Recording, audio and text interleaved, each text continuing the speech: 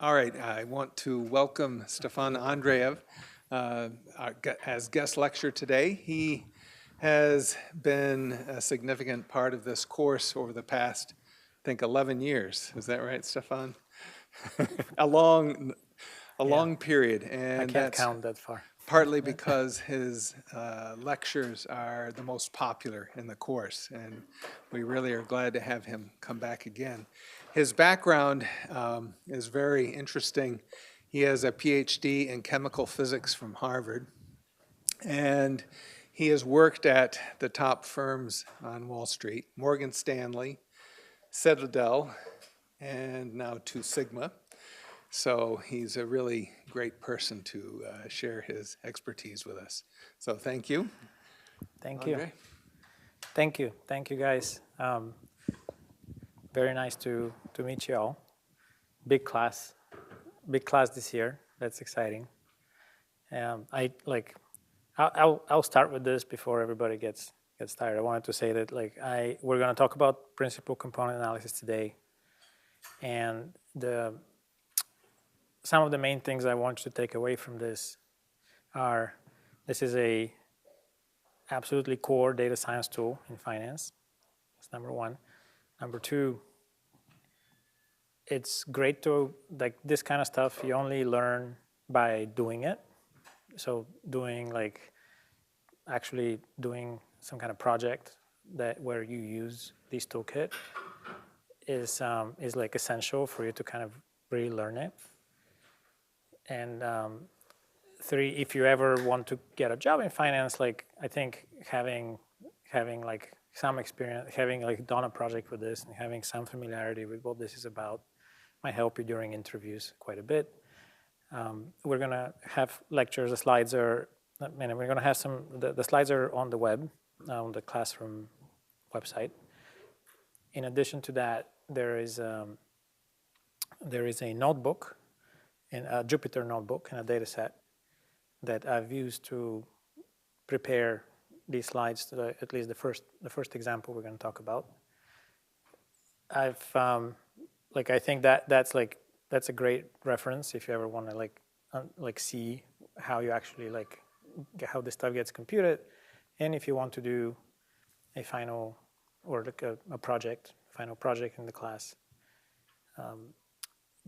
it would be something like that notebook, but like a little more elaborate. So it gives you like a little bit of a flavor of what the starting point and what the project would be like. Probably would be a little more extensive than what we're talking about here, but like in the same spirit.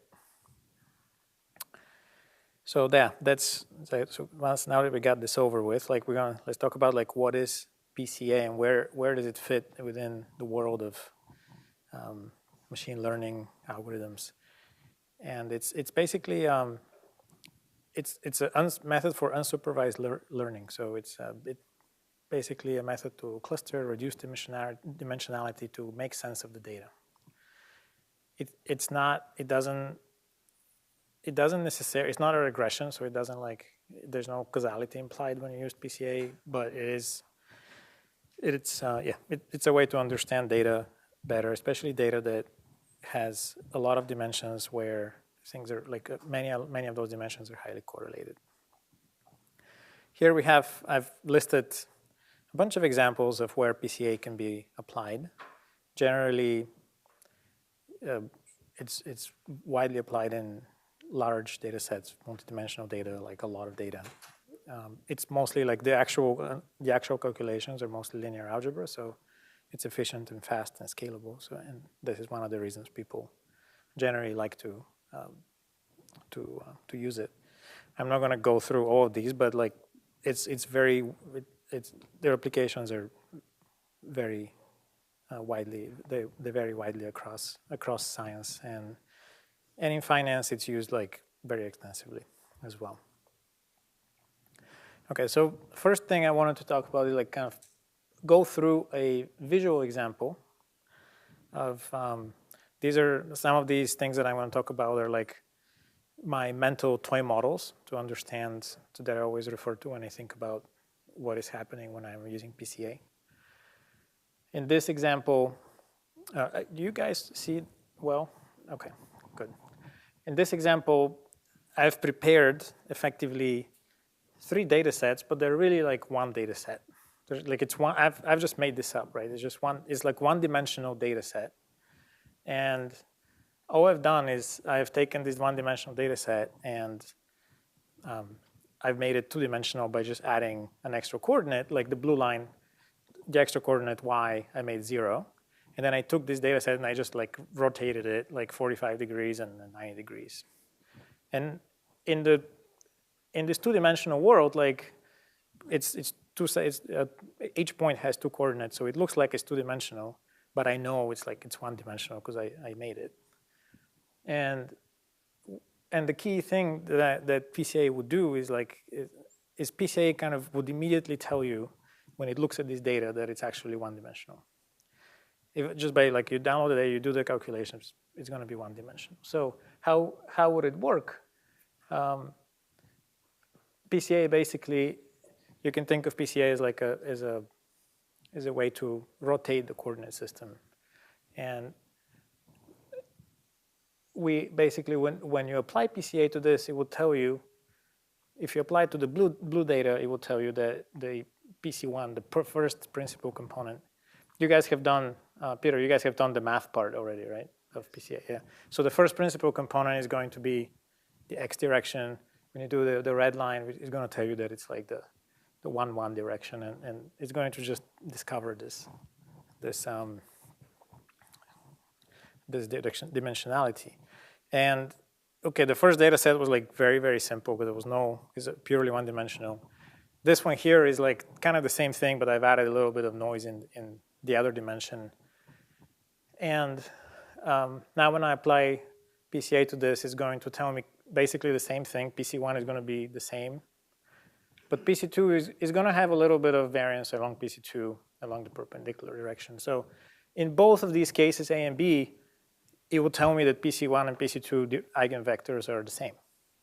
And what's going to be different is there's going to be 0 variance in case of B on the PC2 direction, and a little bit of variance in the example A along the PC2 direction. So it basically tells us the 2 things it tells us, like the directions along which the data is concentrated and the variance or how important that direction is on a relative basis. We can generally, what's nice about this, like I've done this 2-dimensional plots, but PCA, like when you actually do it, is just linear algebra, and you can do it on any number of dimensions. You can do it on, so when you have high dimensionality, this is a very robust and powerful tool. What's really nice about that and the high dimensionality is like it's not a minimization, it's not an optimization, it's just a linear algebra calculation, and it's fast. So you can process very large amounts of data very quickly.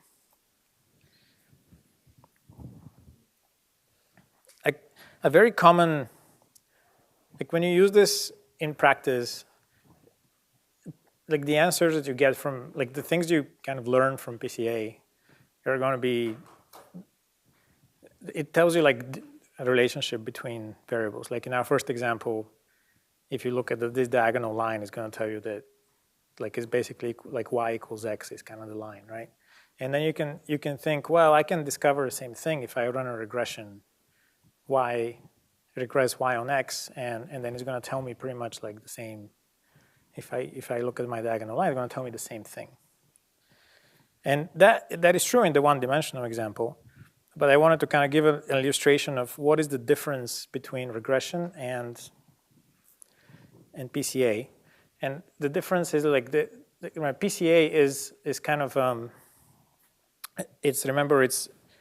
it's unsupervised learning, so there's no causality implied. So x and y are kind of on the same footing.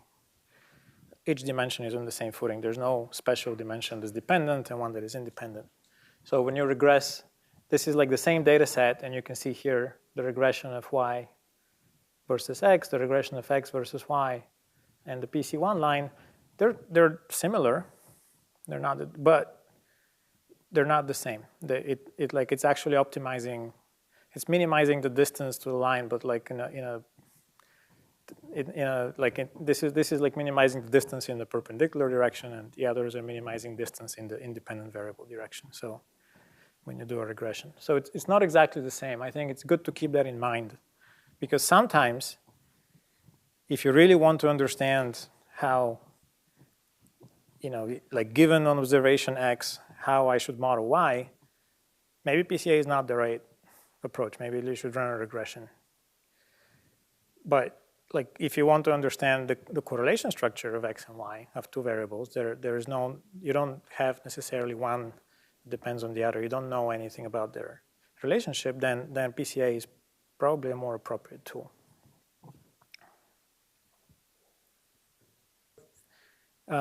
Yeah, so I was just saying, like, if there is some data that is in some, like, if data is like in a particular line, PC1, which is the red direction here, would always discover where that direction is. And if you actually map the data into like PC coordinates, it's just gonna look like a straight line like that. And a couple of things that I like about this example is like, well, you can see how rotating this data set doesn't change the PC coordinate output. So it finds the direction appropriately. The second thing that's very important is robustness. In the real world, and like when you do, it could be in science or in finance, you're not going to have perfect data. Everything is very noisy, and noise is a huge problem. And robustness to data noise is very important. So this kind of illustrates how robust things are. So if I take one point and I just move it around, you can see that the red line, which is the direction of my PC1, it's quite robust. It's quite robust to noise to one particular. If everything else is aligned, like just moving around one data, it doesn't really change things too much. If I make them a little bit more spread out, it's a little less robust, but it's still pretty robust, right?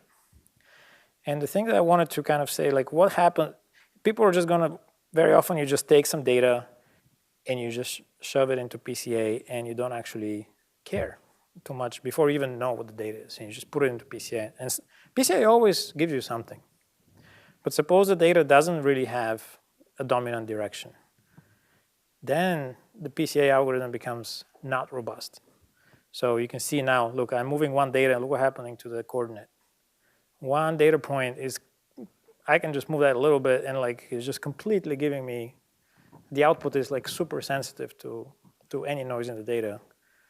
So it's kind of worthless. So it's very important when we're looking at the data, if we don't really know what this data kind of looks like, sometimes it's high dimensional, you can't even really visualize it. You have to think, how do I understand whether there's actual structure in the data that I'm trying to discover? This will help me quantify the structure, but it's also good to understand qualitatively how much the structure is.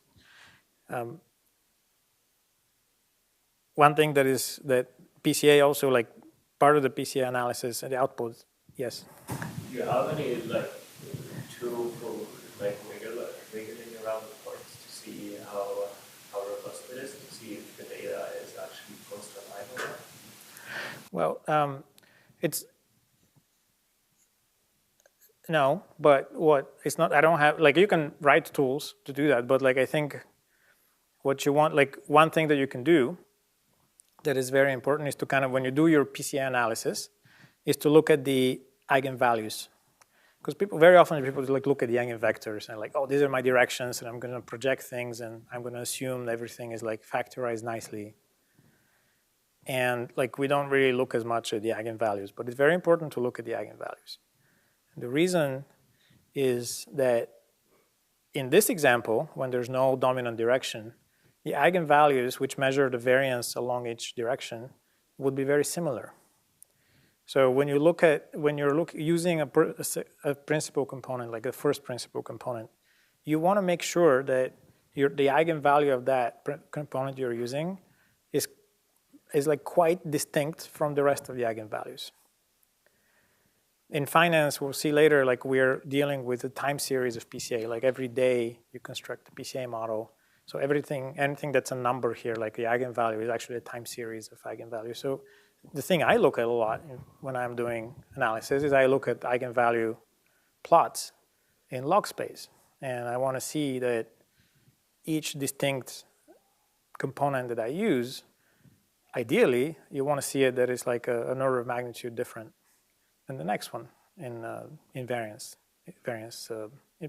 basically. Which, if that's true, like that's great. And that doesn't always happen. But at least you want it to be like visually, you want it to be distinct. You want it to be like different. You don't want if you have a time series of things, you don't want like the first and the second one to cross. And if that's happening, then the first and second principal component, if the eigenvalues are small changes or causing them to switch places, it basically means there isn't a lot of structure and the PCA output is noisy and it's actually going to obfuscate rather than clarify the thing you're looking at.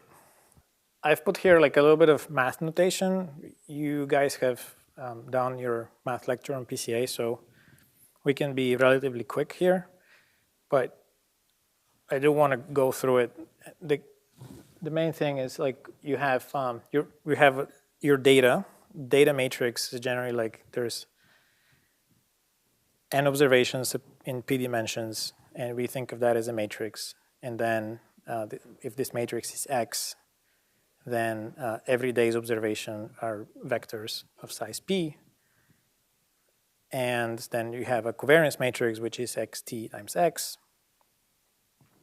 And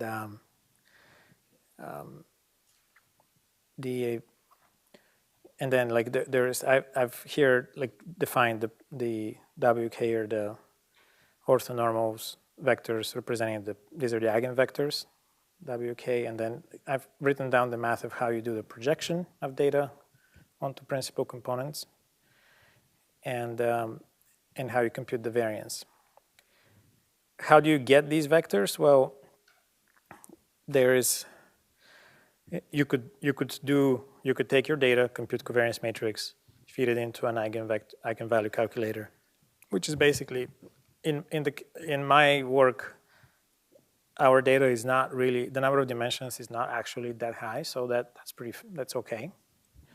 It does scale as like that thing is potentially maybe a little bit slow, but it's not actually that slow. There is also a more efficient method called SVD, singular value decomposition, where you can just compute your projections without calculating the covariance matrix. I like to compute the covariance matrix because we generally need to compute the covariance matrix for other things in any case. So if you have it already, then you might as well use it.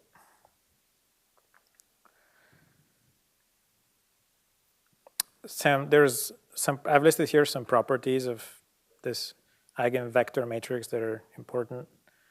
That it's orthonormal, which means that it's the transpose of the eigenvector matrix is kind of also inverse. The covariance matrix can be written as in this form, where lambda is the eigenvalue matrix. That's the SVD decomposition. That there's total variance quantity you can think about, like which is the variance of X, which is just a trace of lambda. So like the product of eigenvalues is the variance of your data set. And there's something called percent variance explained, which is just defined as how much variance is along a particular PC direction divided by the total variance. So that adds up to 100%, like when you're, but that's very useful because remember how I was saying you want to look at the eigenvalues to understand how important each direction is? Variance explained tells you that as a kind of a number. You want to look at, when you're trying to model your data set with as few dimensions as possible, you want to kind of add more PC directions until you get to a relatively high variance explained. If you're able to explain, if you have like a 10-dimensional data set and you're able to explain 80% of it using 3 dimensions, that's a pretty big win. And I've also like written out this kind of out of sample variance explain, or very often what we do is we calculate a PCA, we calibrate it on historical data, and then we apply it to future data that we're trying to model, what will happen in the future, and especially in finance we do that. So when the data you're calibrating your PCA on is different than the other data, then you hope that the structure of the two data sets are the same. So if the structure is the same, you'll get the same kind of variance explained structure, but to the extent that is not true, you may not. So you may see that your dominance of certain PC1 factor becomes like, it starts to explain less variance as your out of sample data becomes more different from the data which you calibrate. So this is a little bit of like the modeling art of it, where you're going to be using some data to calibrate a model, and then you're going to use this to predict the variance, the correlation structure of what happens in the future, like future market moves or future returns. Okay, so a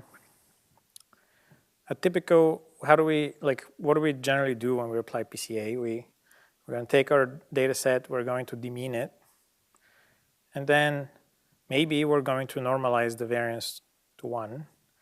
Like when I say maybe, and the reason this maybe is like sometimes you want to do that and sometimes you don't. It's very often whether you want to do that or not depends on how exactly you're going to use your PC factors and your dimensions. Generally, I would say that most of the time you want to normalize it in a certain, you want to normalize it in a way that you want at least the expected variance along your dimensions to be similar.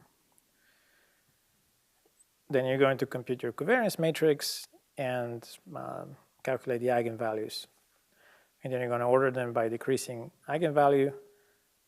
And you're going to have like a certain cutoff where you say, okay, I'm going to use only the top X factors to model the structure of my data set.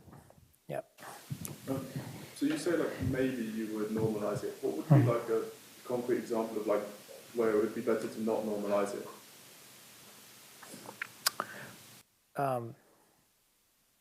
Well, here's an example.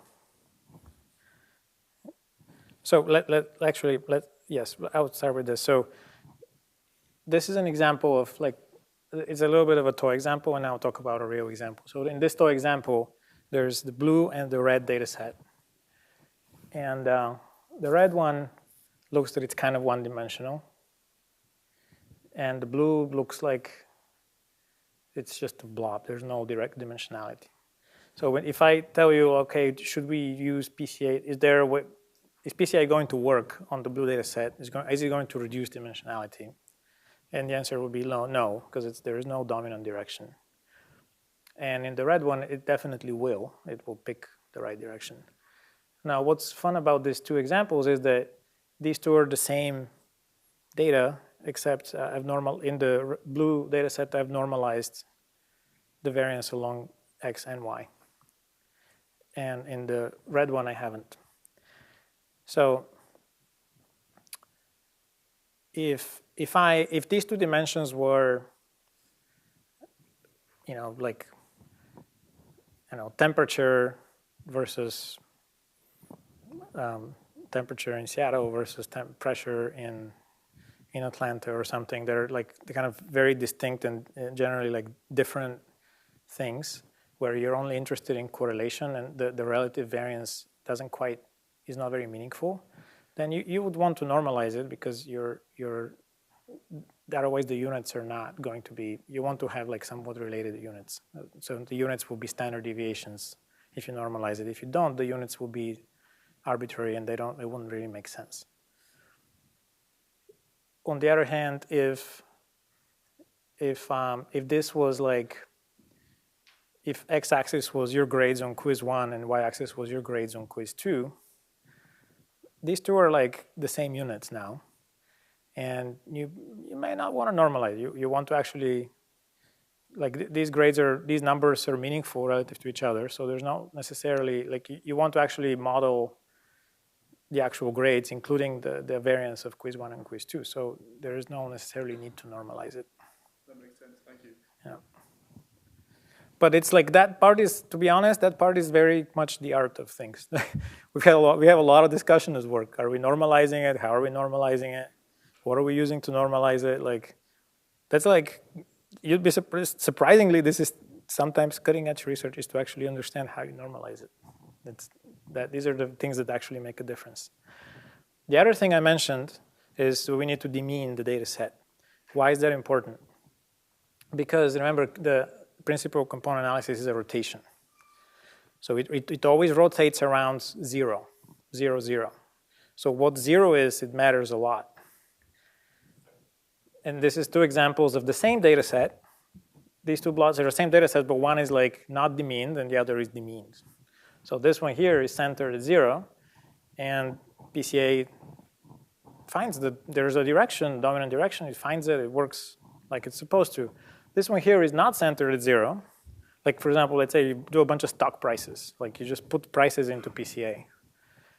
Stock prices are not centered at 0, they're always positive. So it's gonna have some direction, but it's gonna be somewhere far away from 0. When you run PCA on it, it's gonna be like, it's gonna try to rotate around 0, but it's like, it can't find anything because you're not like, you can see why, like you can't rotate this thing, there's nothing to find if you don't center it at 0. You cannot rotate around, it's rotating always around the origin. So mean near 0 or close to 0 or exactly 0 is very important. And it's surprising how often it comes up. Somebody just does PCA on some numbers that are just like large positive numbers, and like nothing comes out, and like this doesn't work. But you just have to normalize it to 0. How do we actually do it? Well, this is just the examples of various places that have implementations of these eigenvalue calculations. I think when I started doing this, like 11. But I don't know how many years ago, this actually was more relevant. Now it's like everybody uses Python, everybody knows Jupyter notebooks, and like you guys, now it's like standard toolkit. Okay, now what's special about finance when it comes to PCA? It's mostly what is special about finance. This is not exclusive, by the way, but like most of the time, we are going to be doing PCA on time series. In quantitative finance, like in the quant world that I live in and I work in, I would say, the general job is to discover patterns that have happened in the past and try to use that information to model the future and to somehow use that as part of your toolkit to make predictions and to place bets in the markets.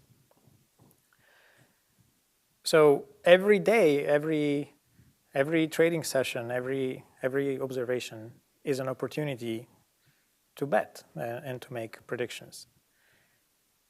And you can understand that the thing about time series is that the history now and the history on the next opportunity to bet is not that different. Like it has one extra data point, maybe like later it has an additional data point, but everything else is the same. So there's a slow changing time series of information.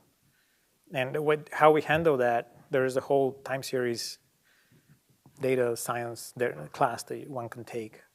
But especially with regard to PCA, it's important to understand like what the impact does that time series aspect of it have on PCA?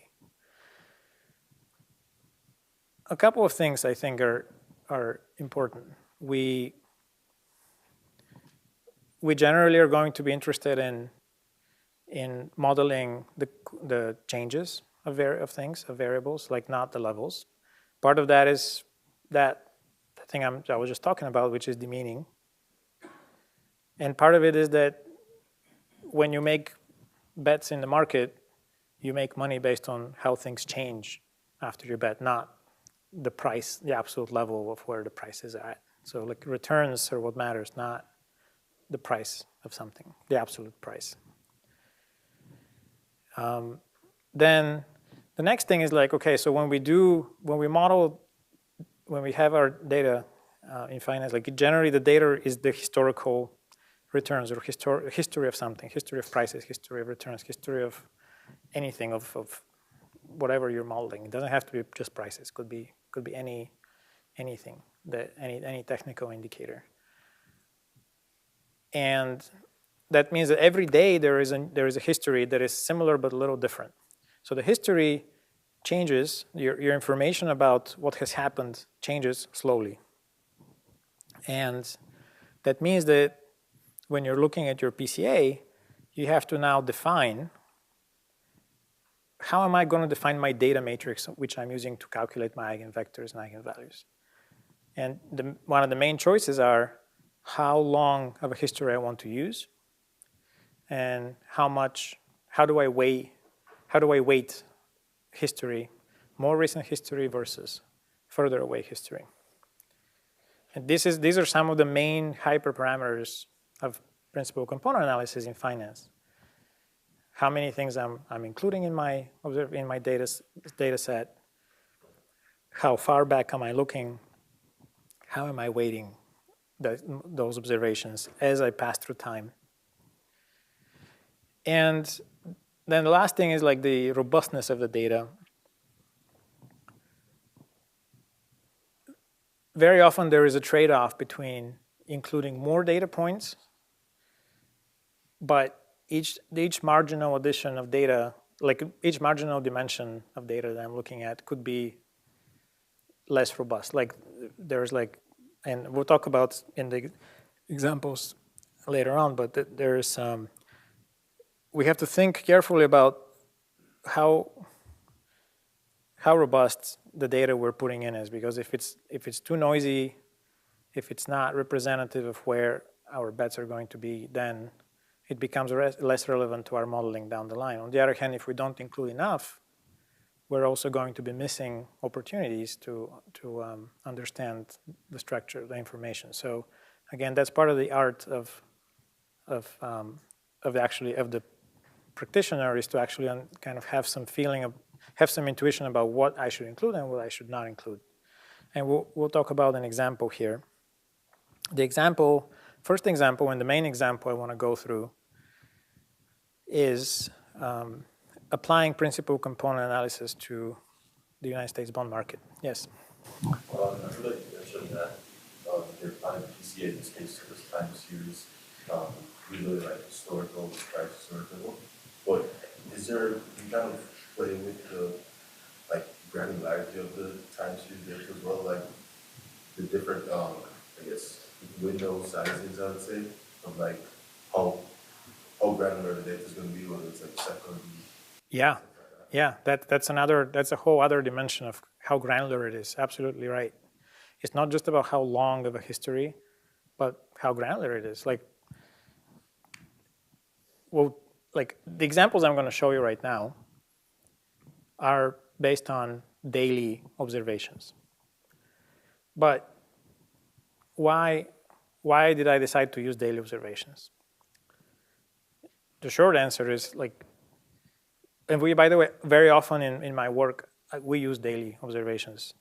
The reason is that daily observations are just more available. Generally, more history is, high quality data history is available for longer periods of time for daily observations. Second, yes, intraday observations they represent additional data. However, the quality of that data, meaning how much noise there is, can very often in practice be much higher for intraday data than it is for end-of-day data. That may not always be true. There are situations where that's not true, right? And there's entire fields in finance that deal with high-frequency trading. In those fields, end-of-day data is just like, their whole trading, buying, holding, and selling happens 10 times for the entire day. So they start and end the day with like no positions, and for them, daily is like not relevant. It's too slow. They need to understand how the market moves on a very fast time scale.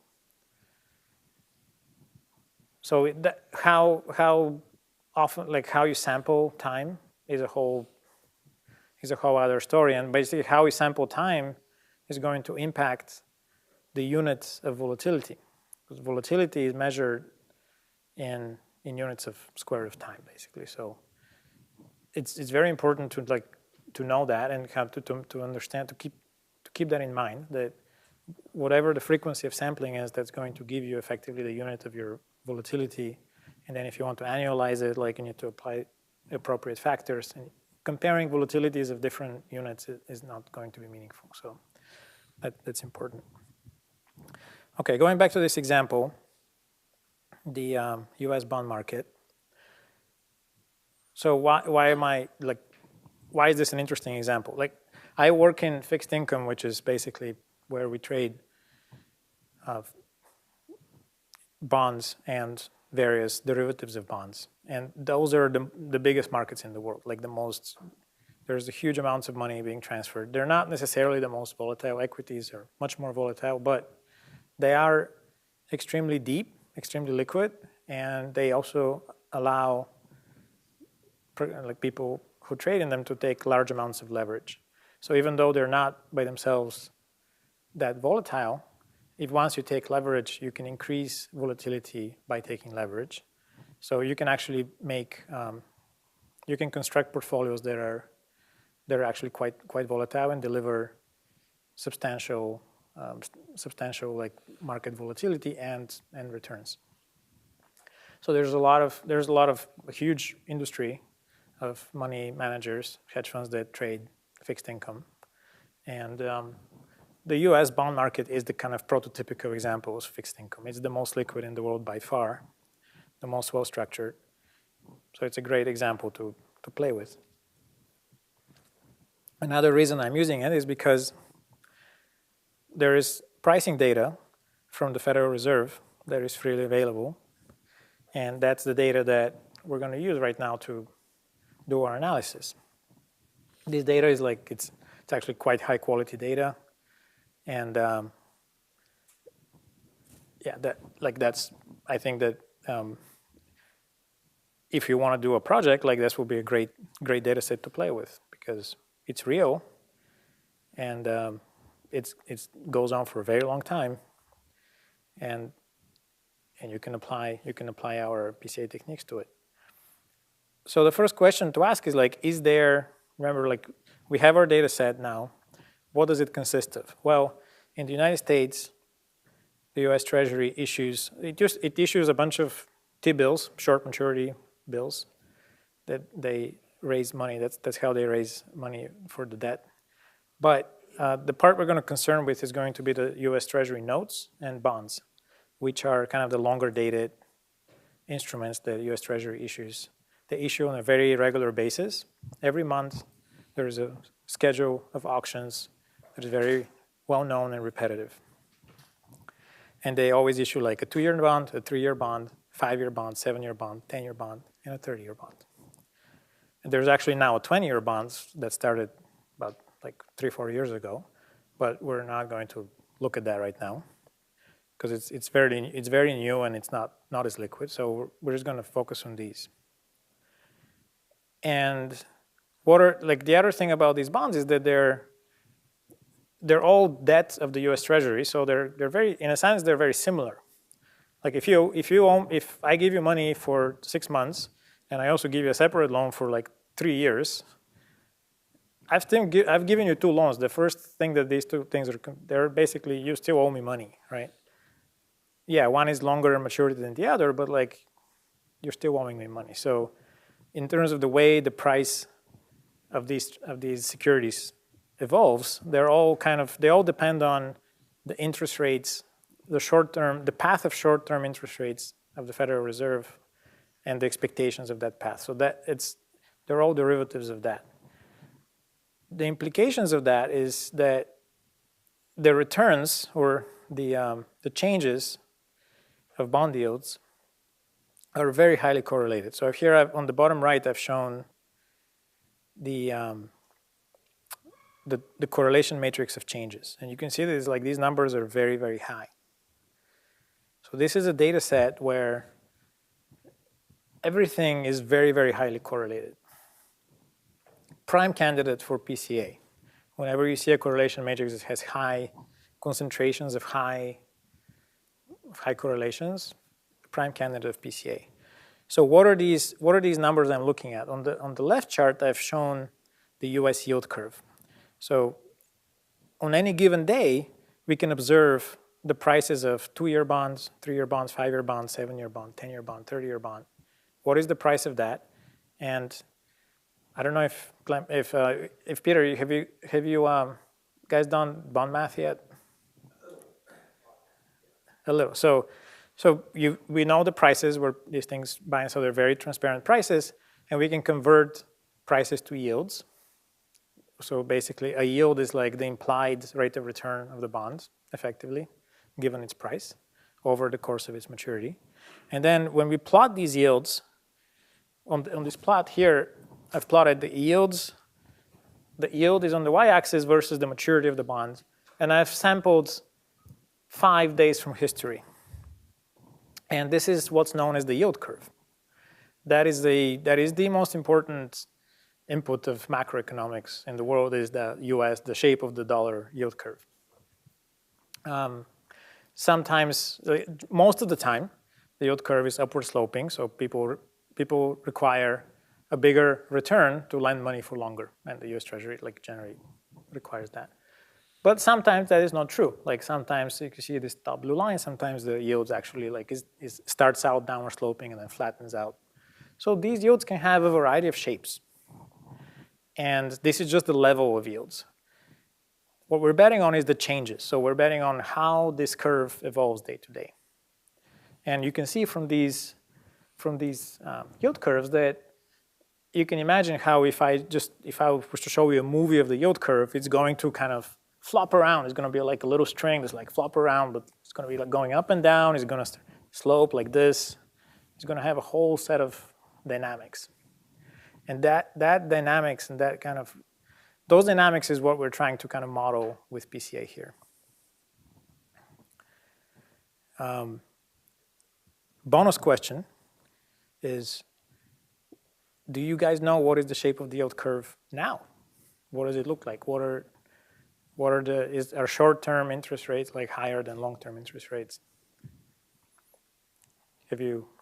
Has anybody we had a very prominent Federal Reserve meeting recently, and do you remember what they did? The action the Fed took was to cut interest rates by 50 basis points. So what the Fed is doing, it's cutting the interest rate that is the leftmost point on this yield curve. That they're setting that point. Everything else, the rest of the curve, is market expectations of what that point will do in the future. So they moved this point down by 50 basis points. 50 basis points means 0.5%. So it went down by 0.5%. Right now, this blue curve, even though it's from 2023, that's pretty recent. It's still, the curve is still downward sloping. It looks a little bit more like this right now. So it's not. It was for a very long time. It was actually really inverted. It was going downward sloping like that.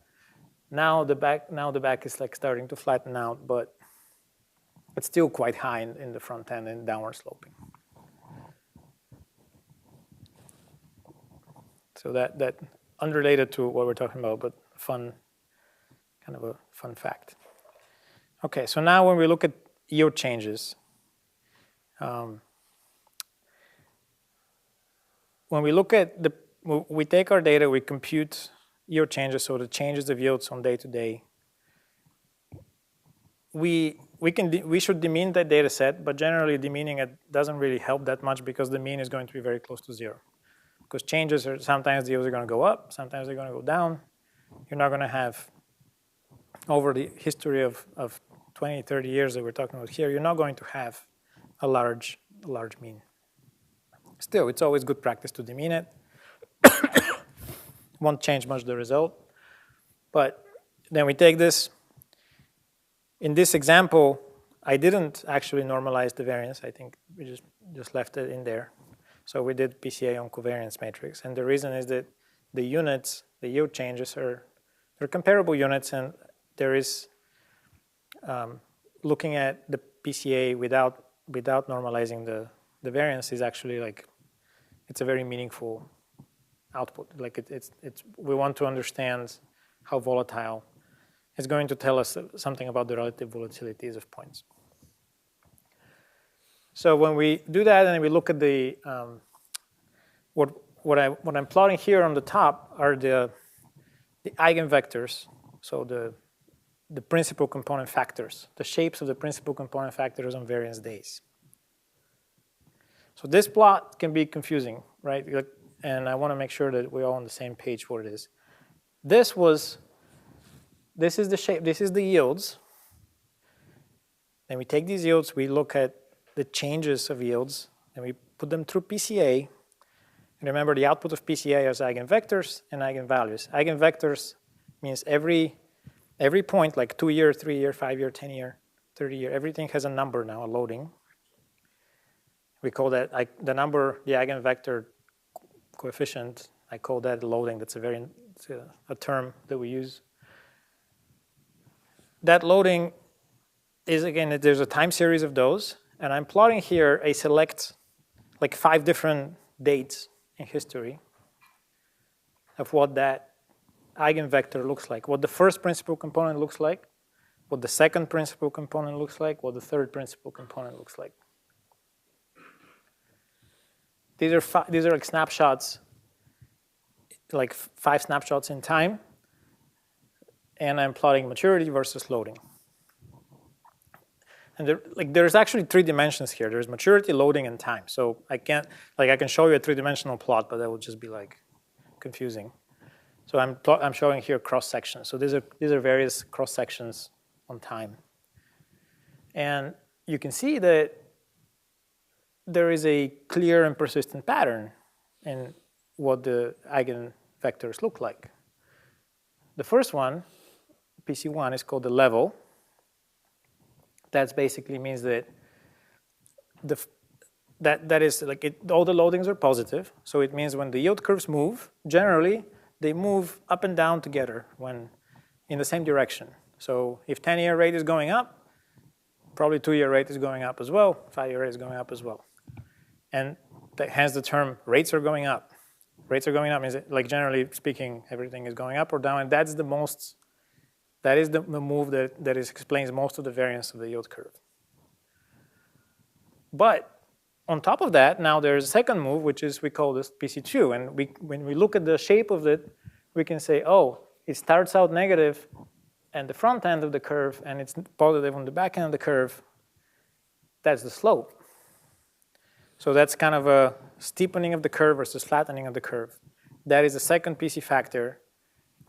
So this first PC factor, by the way, explains around like 90% of the variance, maybe like 85 or something. And the second PC factor explains like between 5 and 10% of the variance. Like very huge difference. And the third PC factor is like the curvature. So how curvy, what is the curvature of the like it's positive on the front end, positive at the 30-year, and negative at the belly of the curve, 10-year point. And that has the smallest amount of variance. So what does that mean? If you think mentally of the movie of what the yield curve is doing, it's mostly going up and down like that. But it's also slope, a little bit of slope. So it's mostly up and down, but like a little bit of slope, and a little bit of like curvature, like that. So like that's what this thing tells us is the dynamics of the curve. Now, some of these things are like the structure of this thing actually tells you a lot. You can see how the PC1 level,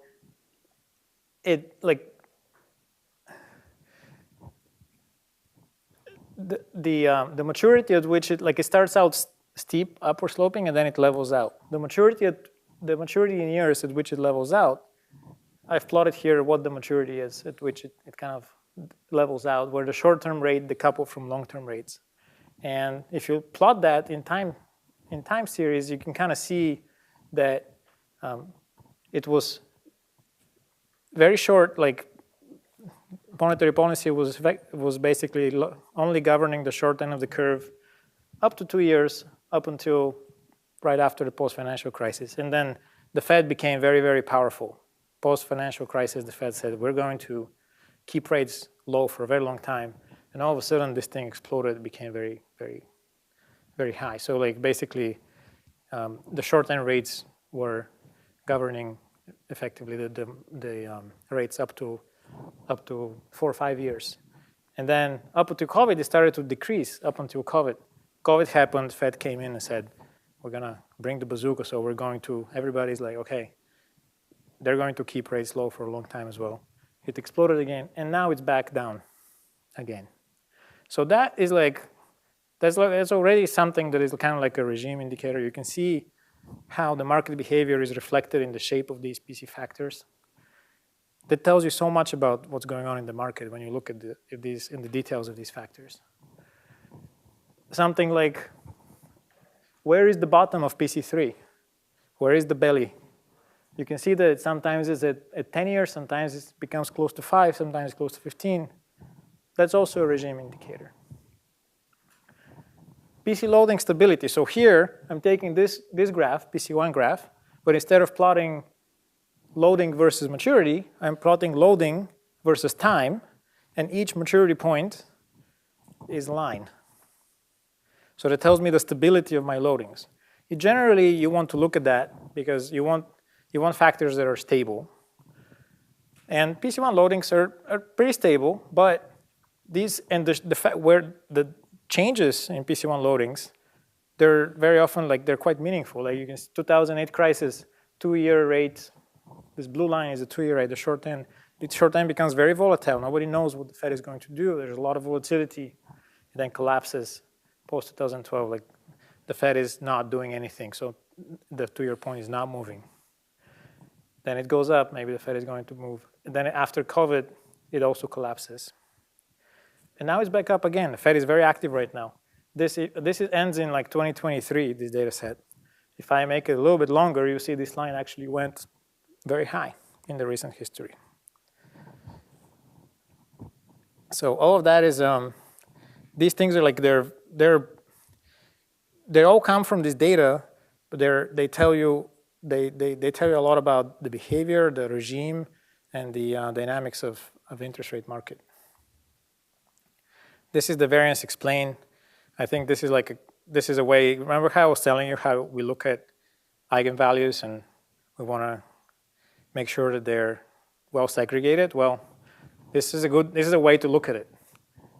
If you look at this chart and the first factor explains so much variance, it's like, yeah, that's a good factor. That's a good factor too. That's a solid factor, and you can you know that this thing is persistent. This thing is likely to continue, is likely to be stable, and it's a good part of your model for the future. If you look at variance explained by factor, this is a log plot. You see that how the first and second and third factor are separated in like by order of magnitude, so they never cross. So that means that these factors are robust, and they're like, yeah, they're very, very useful modeling factors for modeling. You want to see this kind of picture. What you don't want to see is like lines that are all entangled out with each other. You don't want to see that. You want to see something like this in general when you're looking at PCA. Again, these are eigenvalues I'm looking at. Variance explained.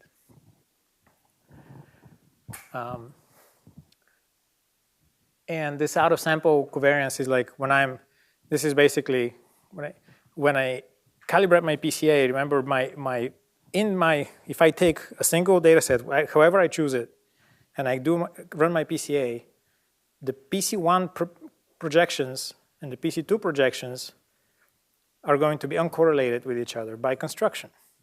But if I take the same loadings now and I look at the future returns, there is nothing that says that if I project my future data, future returns onto the same loadings, those might actually become correlated. so here I'm computing like kind of future returns projected onto PC factors using that are calibrated on like past history, and you see that they're not fully orthogonal. However, they're quite orthogonal. So it means that like the dynamics are mostly preserved. The PC factors are mostly stable.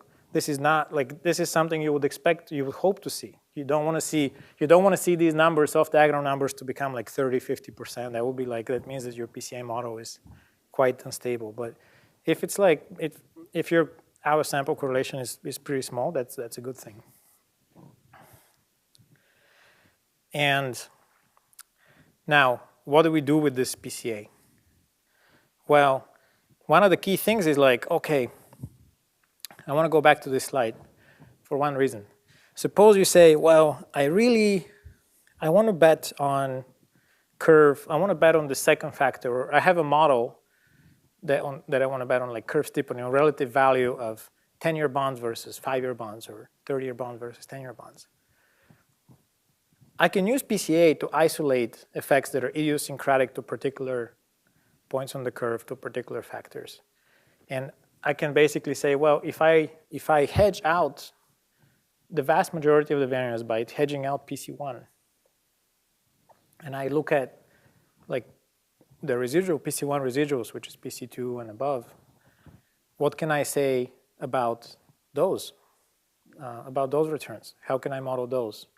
And how do I, and the key thing, you can construct these things, you can say, oh, I want to model these things, but the key is once you have a good model, how do you trade them? So being able to construct to understand how PC loadings translate to portfolios is very important, because it tells you how I can use this methodology to construct specific portfolios that are uncorrelated to each other, and give me like a new kind of target to model. If I didn't do that, I still have like 8 things I can trade, or 6 things: 2-year, 3-year, 5-year, 10-year, and 30-year bonds. But they're so correlated, where I'm trading 10-year bond or 30-year bond, like if I just trade 10-year bond outright or 30-year bond outright, I'm mostly getting the same return. So to be able to increase the diversity of the target I'm capturing, I'm using PCA to construct more portfolios that are going to be uncorrelated and present me with more opportunities to model, to make bets. That's a key use case for PCA in finance. Like, we take these things that are very highly correlated, and now I'm going to create, out of these 6 highly correlated portfolios, I'm going to create 3 or 4 portfolios that are not highly correlated. These portfolios are going to be defined by my PCA factors. So remember, the factors on any given day, they give me a loading on every tenor, on every maturity. Yeah, did you have a question? Okay. Yeah, they give me a loading on every maturity. So it tells me, and I can think of this loading as telling me how much to own of this particular bond on that maturity. So PC1 means buy every bond in some equal amount. That's PC1. PC2 is like, oh, you should like sell some 2-year bonds, buy some 30-year bonds. Like, basically, the portfolio is going to be defined like you're going to basically buy bonds according to the loading on every point on PC2. Why is this portfolio interesting? Well, it's interesting because PCA tells us that if I construct this portfolio like this, it would have no sensitivity to PC1. But PC1 is like 90% of my variance. So that means that if I construct the PC2 portfolio, I have effectively hedged out 90% of the variance of individual bonds, and I've constructed something that's new, less volatile, but uncorrelated to my original like outright 10-year bond. Same thing with PC3. I can construct like these PC3 portfolios that are like, and these, by the way, these things actually trade in the market. They're called like curves. PC2 things are like, they're curves. Like you buy 2-year, you sell 10-year. or vice versa. And then there's flies, which are like 2 stands and 30s, where you sell 10-year and you buy 2-year and 30-year. Yes? Is there any application of the higher order PCs, or are they explain such little variance that you don't really bother with? They are the most interesting thing, because the PC1 stuff is easy to bet on. Like, you just buy 10-year bond, buy and sell. If you can model that and predict it, that's awesome. But like, first, that's hard. But also, it's only one thing you can predict. Whether you're doing 10-year or 30 years, you're predicting only one thing. So you can make a model for that. Being able to construct these portfolios, PC2 and 3, you're able to create out of these bonds that are highly correlated, you're able to create something that is entirely different from the PC1. It's uncorrelated. So now you have something else that you can model. And because of the market is liquid, it needs to be very liquid, because remember this, it doesn't explain a lot of variance. So if you construct this thing, it's not going to move much. But all that means is I just need to buy more of it. If I buy enough of it, even though a single unit might not move much, when I buy enough of it, it's still going to move enough. And that's the point of leverage. So if I sell a bunch of 2-year bond, buy a bunch of 30-year bond, now, if I buy and sell the same notionals as the PC1, it's not going to, like you say, it's not going to move very much. Maybe it's going to move like only 1/3 as much as my PC1 portfolio. But if I scale it up by a factor of 3, now my new portfolio PC2 has the same daily standard deviation as my PC1 portfolio, and it's orthogonal. So you just need basically, so what did I need to do that? I need to be able to buy 3 times as much. So the market needs to be liquid. I need to have access to leverage. You can do the same with PC3. And yes, in the big liquid markets like US Treasury, there is enough access to leverage where you can actually do that. You'll see a lot of times in the press, it's a very hot topic now. The CFTC is trying to regulate like how much leverage exists in the financial markets, especially in interest rates. Because of this, because of the fact that PC1 explains so much, people use massive amounts of leverage to gain access to basically enough volatility to make these bets on PC2 and 3. And that means you own long and short, massive amounts of certain bonds. That can be dangerous if it's systemic in a certain way and like this presents risk, but it's definitely doable because there is so much debt. There's so much debt in the world that there is enough out there where you can bet, you can gain this leverage basically, and it's very accessible to professional investors. So yeah, far from it being irrelevant, like that is actually where a lot of times the money is made. But like it is true that as you go, why can't we go to PC4 and 5? The amount of leverage you need to make this work becomes so high, it becomes really expensive to trade. Yes. I'm assuming that's, like as you said before, that this allows you to kind of scale it up to get the volatility that you need. It's useful for like the fixed income market because it's more like liquid than like if you're applying the same thing in equities, for example. Like since it's not as liquid, you couldn't get like if you were to buy that many of whatever security would cause too much of a shift or stuff like that. Well, it turns out that it's not really true what you say, and the reason is the following. Yeah, the volumes and notional volumes of equity market may be a little bit smaller. They're still very large, and the variance explained of the first principal component in equities is not nearly as high as it is in rates. So you don't need as much leverage to get, like the second principal component's got a lot of volatility, a lot more relative to the first than in this example here. Later in the slides, which I think we might not get to, there's also an example with equity indices in Europe. Same concept there. And by the way, a lot of equity, there's a whole field of hedge funds called equity stat arb or equity long short neutral. They're basically betting on equities without taking directional risk.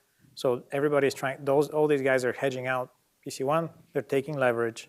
It exists, it's just a little more expensive to trade, but it gives you opportunities that you wouldn't be able to access otherwise, so, yeah. Yes?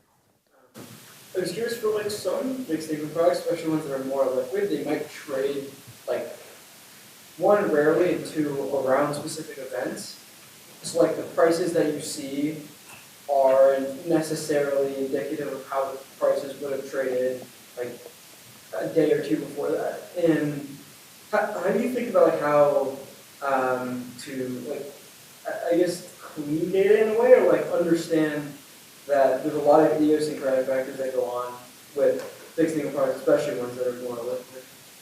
Yeah, that's a great question. There's a lot of art that goes, a lot of like domain knowledge that goes into that.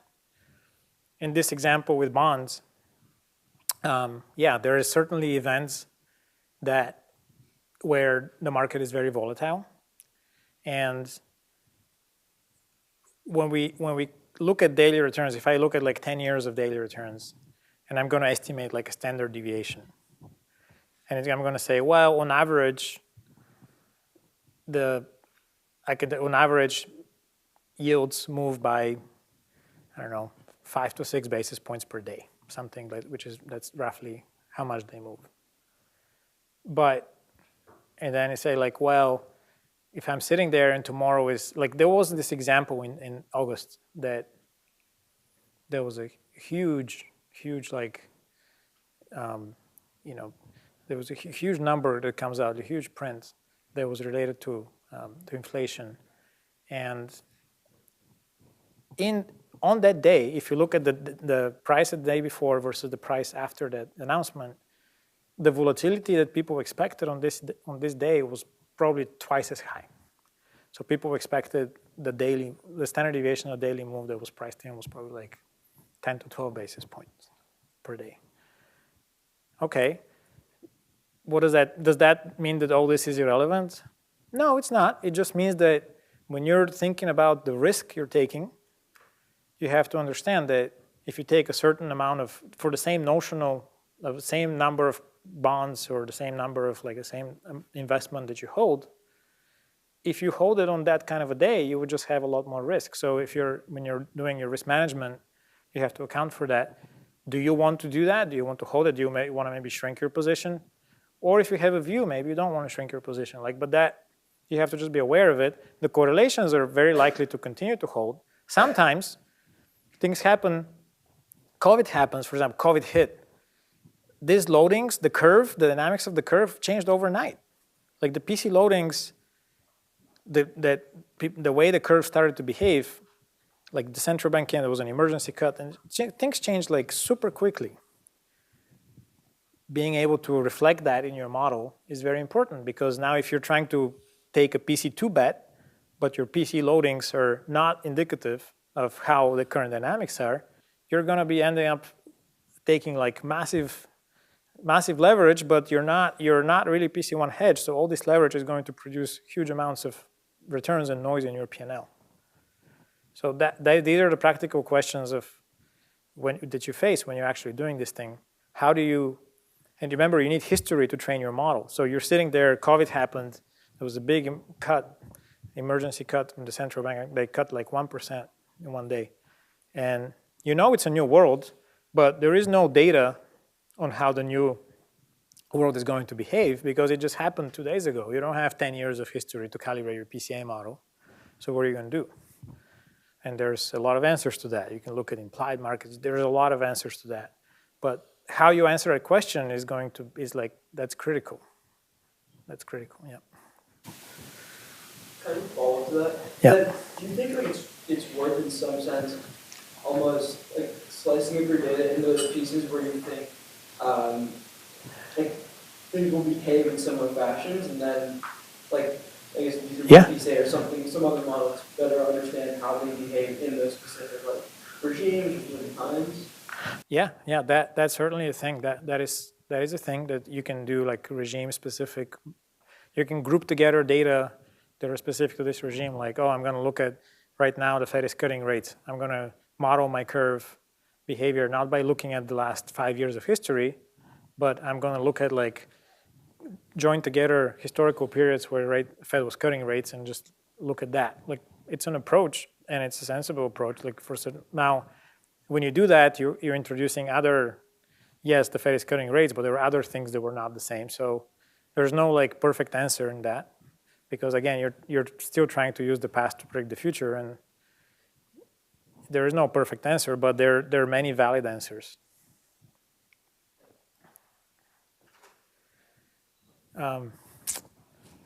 Yeah, I kind of wanted to, like, this is a description of how you construct these PC portfolios and PC residuals. We have like some of the pros and cons. I already talked about some of these. And I kind of wanted to talk about this part of the output of this. So here I've created like a little trading strategy based on the returns of like basically a momentum mean reversion strategy for PC1, and looked at the performance. It doesn't really work great, but that's not the point. The point is that it's an illustration of how this works. All the code of how this was created and how you can calculate these things is part of that Jupyter notebook that is accompanying the slides that you can download. And the data is there in a CSV file, which you can pull from the Fed, like an updated version of. So if you are interested in like doing a project, there's a lot of standard like strategies that you can try, for example, to write and to test out. Like it's not again, the point is not to actually go and trade it, but like to actually practice a little bit applying PCA to real data. And there is no substitute to actually doing it, because you see that in every single step there's choices to make. There's little details, and these details matter. And being able to like to understand the pros and cons of each of these details, one lecture is like not enough to go over everything. I've kind of wanted to give you a little taste of what it's like to deal with this stuff, but it's a very powerful tool. It's used all around the street for modeling of things like stocks and bonds, and it's a great thing to have in your toolkit as somebody who is like looking for a job in finance, if you decide to do that. So I'm going to stop here. Down here, like this, there is another example, which is European stock market indices. Same thing. It tells you about the correlation, what the various principal components are, what they mean, and tells you about the strategy. So there's two examples in the slides.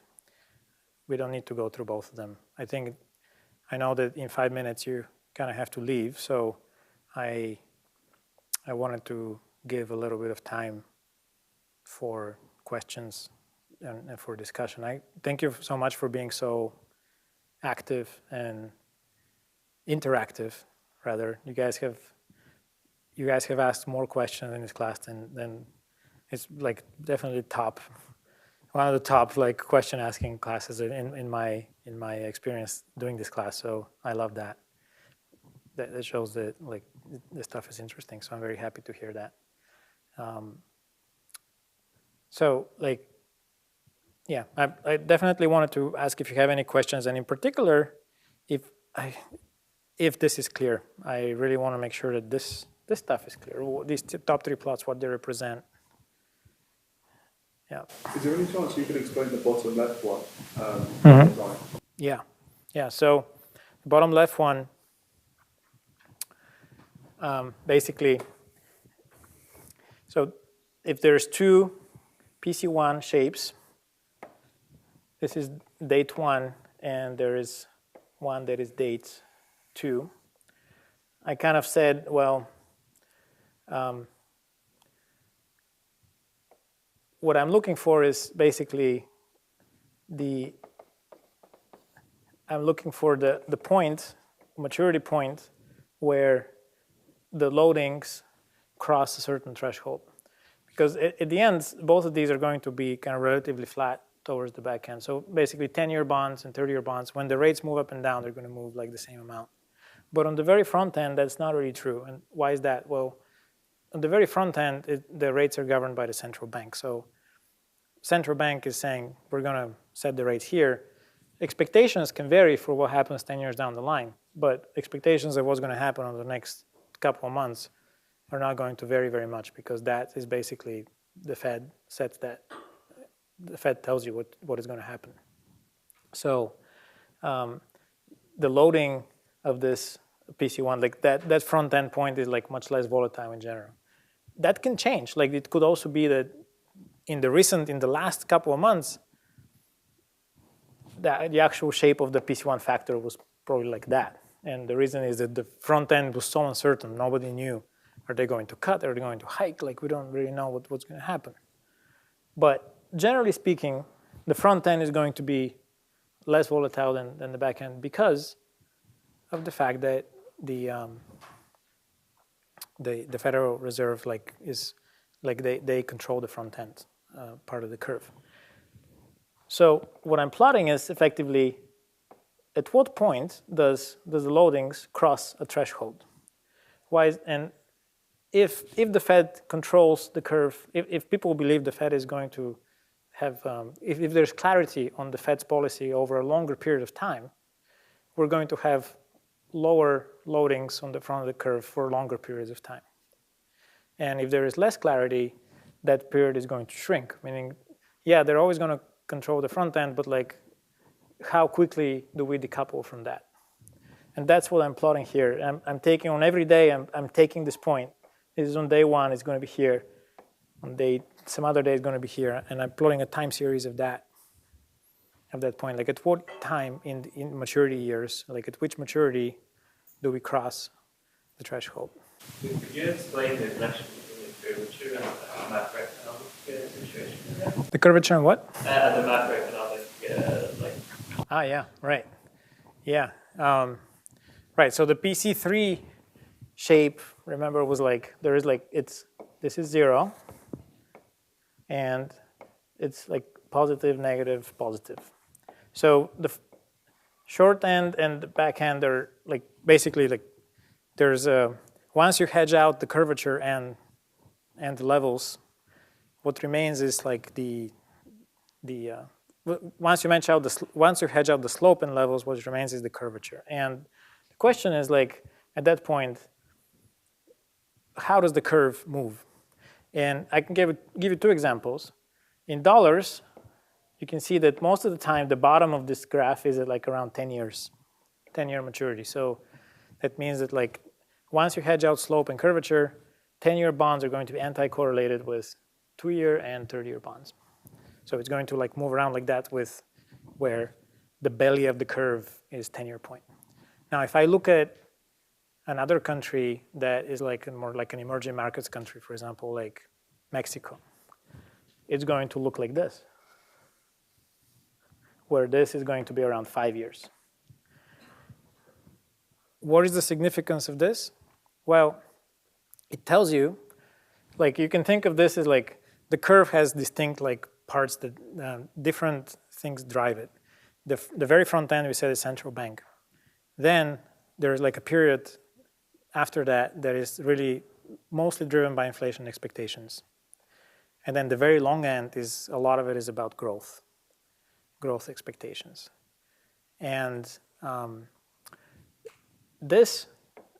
point where this bottom of the curvature is, it really tells you a lot about like what part of the curve is, where does this crossover go from like inflation being dominant to like growth being dominant. Different players invest in different parts of the curve. Certain, like the back end of the curve, there's a lot of pensions, insurance companies investing in the very long end. They have long-term liabilities. They invest here. Very front end is like a lot of like 2-year rates, a lot of speculators, a lot of like people who need short-term financing. 10-year in the U.S., between 5 and 10 years is where most corporate bonds, most corporations, they raise that in the 5 to 10-year maturity. So the different players participate in the different parts of the curve, and that means the dynamics are different. Once you hedge out those two components, you start to discover those like these dynamics are small, relatively speaking, on the scale of rates going up and down. But once you remove that, you start to discover these features. They're kind of hidden under this big noise of like rates going up and down. And you start to kind of see these things start to pop out. This being longer term, it tells you again something about developed markets tend to have this belly be further out because people look at like a longer term horizon essentially for investing. The pension funds invest for longer, they buy longer term bonds. And like generally people invest in longer term than in say emerging market countries. So these are like, when you compare these factors across countries, you can actually make sense of some of these things, and you can quantify those features, those things, and they can become features for modeling.